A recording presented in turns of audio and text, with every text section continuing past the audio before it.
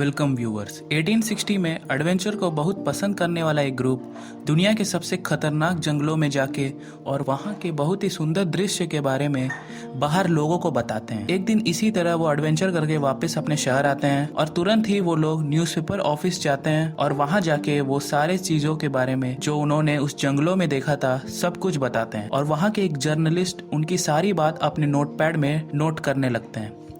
वो बहुत ही घना जंगल था और उस जंगल के बीच में बॉइलिंग लेक है और वो लेक देखने में बहुत ही अलग लग रहा था, क्योंकि वो लेक किसी नॉर्मल लेक की तरह नहीं दिख रहा था। वो बहुत सारे कलर्स में था, कभी वो ग्रीन, कभी रेड और कभी येलो बन जाता था। और सिर्फ यही नहीं, उसका पानी उबल रहा था और हमने वहाँ पे बहुत बड़ा झरना को भी देखा और वहाँ के पहाड़ बर्फ से ढके हुए थे और वहाँ पे बहुत सारे जंगली जानवर भी थे। हम लोग ने कभी नहीं सोचा था कि ऐसा भी जगह इस दुनिया में होगा। देखने में कोई और दुनिया लग रहा था, लेकिन वो जगह यही है करके वो एडवेंचर ग्रुप बोलते हैं। उनकी सारी बात जर्नलिस्ट नोट करके बोलते हैं कि हम अपने न्यूज़पेपर में इमेजिनेशन स्टोरीज नहीं लिखते हैं। इसे सुन के वो ग्रुप उनको कन्विंस करने लगते हैं, लेकिन वो लोग उनकी बात नहीं मानते। लेकिन अगले कुछ ही सालों में लोगों को उस जगह के बारे में पता चलती है और उस जगह का नाम है द येलोस्टोन नेशनल पार्क। ये जगह यूनाइटेड स्टेट्स के वेस्ट साइड में योमिंग स्टेट के पहाड़ के ऊपर है और उस पहाड़ के नीचे ज्वालामुखी है। इसलिए जब लेक का पानी नीचे उस चैम्बर में जाता है तो वो पानी उबलने लगता है। उस तरीके के जगह में ही हर साल करोड़ों लोग येलोस्टोन नेशनल पार्क को टूरिस्ट की तरह आते जाते हैं और उनको गाइड करने के लिए 100 से भी ज़्यादा एम्प्लॉयज़ वहाँ काम करते हैं और ज़्यादातर एम्प्लॉयज़ कॉलेज स्टूडेंट्स ही हैं। उन लोग को सिर्फ सैलरी ही नहीं बल्कि वहीं पे रहने की भी जगह प्रोवाइड किया गया है ताकि वहीं पे रह के काम कर सके। इस तरह वहाँ पे रह के एक ग्रुप ऑफ एम्प्लॉयज़ के साथ हुआ एक भयानक घटना को ही हम इस वीडियो में देखने जा रहे हैं।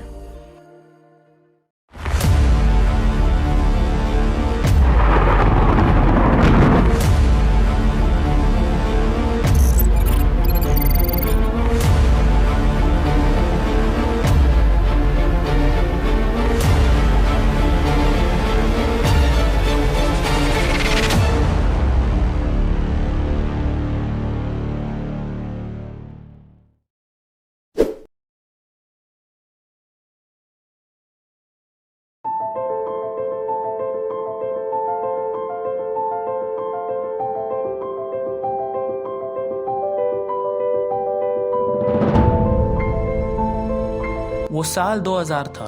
20 साल के सारा हेल्पर्स अपने समर टाइम में काम करने के लिए येलोस्टोन नेशनल पार्क में आए थे।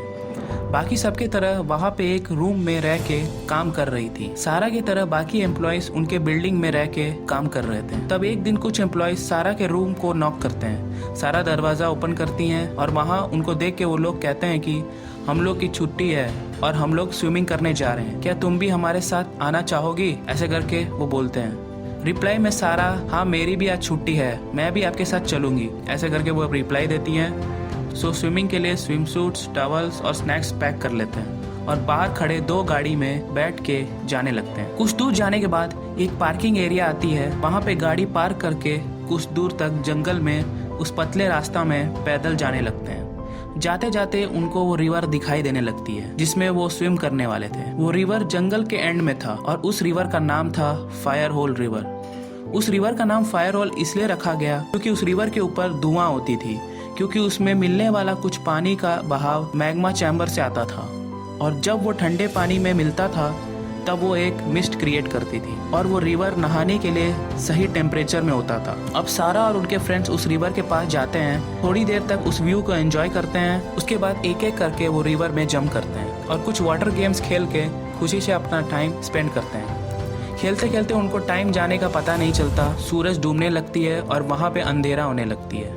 तुरंत वो लोग उस रिवर से बाहर आते हैं। टॉवल से अपने आप को पोंछ के वो लोग वापस जाने के लिए रेडी होते हैं। तभी उन सबके लिए एक बड़ा प्रॉब्लम वेट कर रहा था। अब ज्यादा लेट होने की वजह से वहाँ पे पूरा अंधेरा छा गया था। सबने ये सोचा था कि अंधेरा होने से पहले ही वापस आ जाएंगे, इसलिए किसी ने भी अपने साथ टॉर्च लाइट नहीं लेके आए थे। अब कार पार्किंग एरिया में जाना है तो उस जंगल में होके ही जाना पड़ेगा और ये सोच के डरने लगते हैं कि कहीं कोई जंगली जानवर ना अटैक कर दे। इसलिए उस ग्रुप में कुछ मेंबर्स डरने लगते हैं। अब आगे क्या करना है सोच के सब प्लान करते हैं।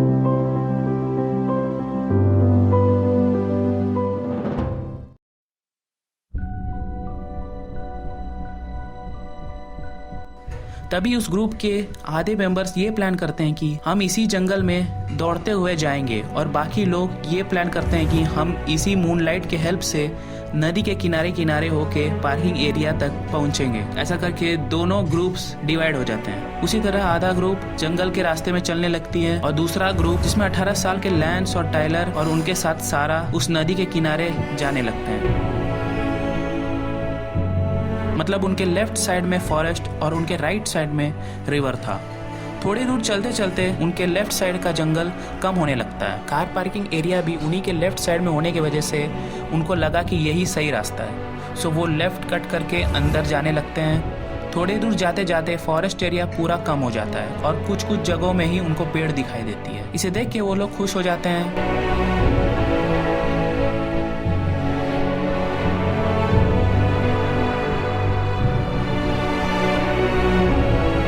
उस मूनलाइट में उनको 3 पानी का बहाव दिखाई देता है। पहले को वो जंप करके पार कर लेते हैं क्योंकि वो बहुत ही छोटा था।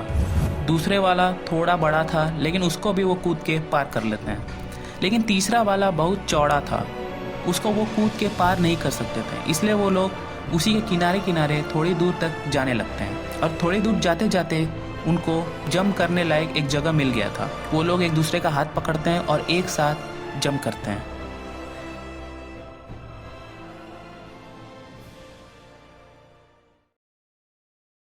जंप करते वक्त जहाँ पे उन्होंने लैंड किया था वहाँ का मिट्टी बहुत ही कमज़ोर था, इसीलिए तीनों का पैर पड़ते ही उन लोग पीछे की तरफ उस पानी में गिर जाते हैं। उनको लगा कि पहले 2 पानी के बहाव की तरह भी इसका पानी भी होगा, लेकिन जैसा उन्होंने सोचा था वो पानी नॉर्मल नहीं था। वो पानी मैग्मा चैम्बर से आया हुआ पानी था और उस पानी का टेम्परेचर 81 डिग्री सेल्सियस था।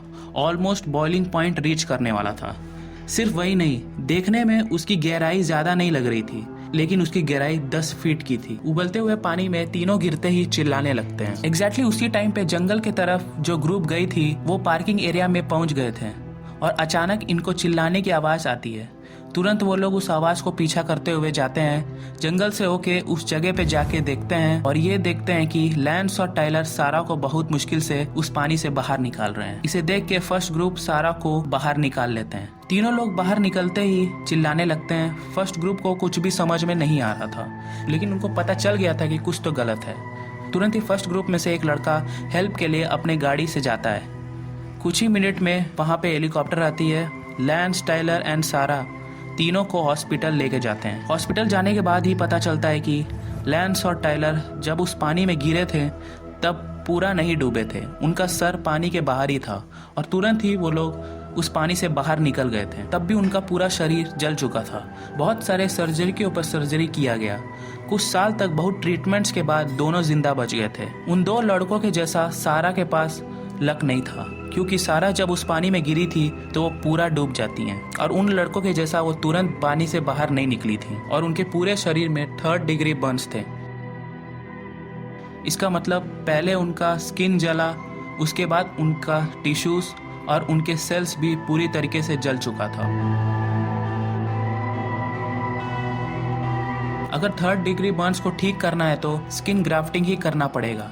सारा के बॉडी में जहाँ पे स्किन बर्न नहीं हुआ है उस स्किन को लेके जहाँ पर बर्न हुआ है वहाँ पे लगाते हैं, लेकिन ऐसा करना बिल्कुल भी मुमकिन नहीं था क्योंकि सारा के पूरे शरीर में 3rd डिग्री बर्न्स थी। इसके कारण सारा को डॉक्टर्स नहीं बचा सके। हॉस्पिटल में एडमिट हो गए। 15 घंटे बाद उनकी मौत हो जाती है। अब सारा के फैमिली पार्क के ऊपर केस करते हैं कि उन्होंने कोई वार्निंग साइंस उस पानी के आसपास नहीं लगाया, लेकिन कोर्ट ये बोलती है कि इसमें पार्क की कोई गलती नहीं है क्योंकि सारा गलत रास्ते पे गई थी, सही रास्ता जंगल वाला था, इसमें पूरी गलती सारा की है करके कोर्ट इस केस को डिसमिस कर देती है। इस वीडियो से हम लोग ये सीखते हैं कि खतरा हम लोग के चारों तरफ है।